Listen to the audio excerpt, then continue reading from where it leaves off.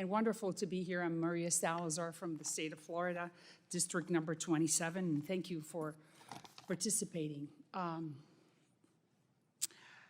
would like to talk about Venezuela a little bit, and I'm not sure if you are familiar, and that's the first thing that I would like to ask you. Do you know that Delcy Rodriguez, the interim president of Venezuela, recently sent a letter to Prince Charles in England, asking him to release to the Venezuelan Central Bank 31 tons of gold, equivalent to $4 billion. Were you aware of that? Congresswoman, we work very closely with the interim authorities in Venezuela to ensure. No, I'm asking you if you knew that they did that.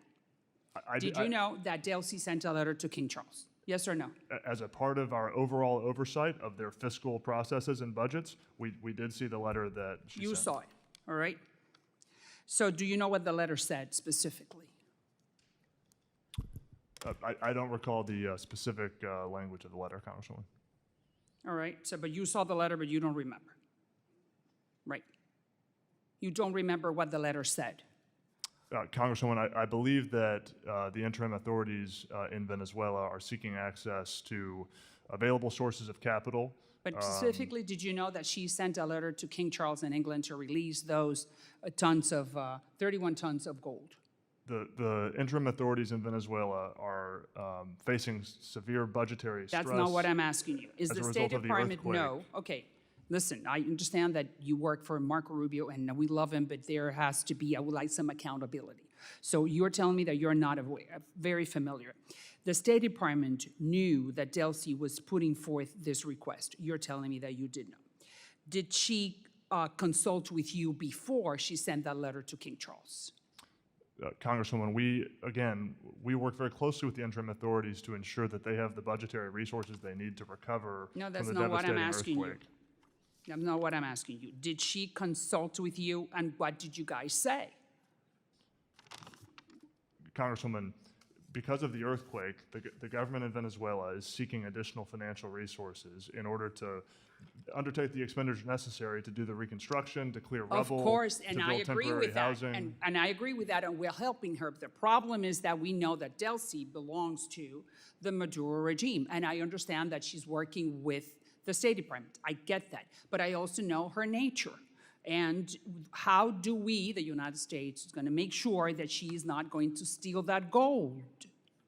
Congresswoman, that's what they did before, right? That's why we took them out.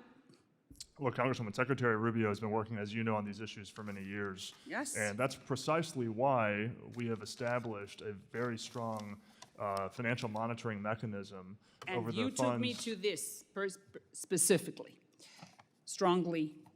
KPMG is the accounting firm that makes every 3 months reports, audits, stating where the money that we are sending to the interim president, Delcy, is going to.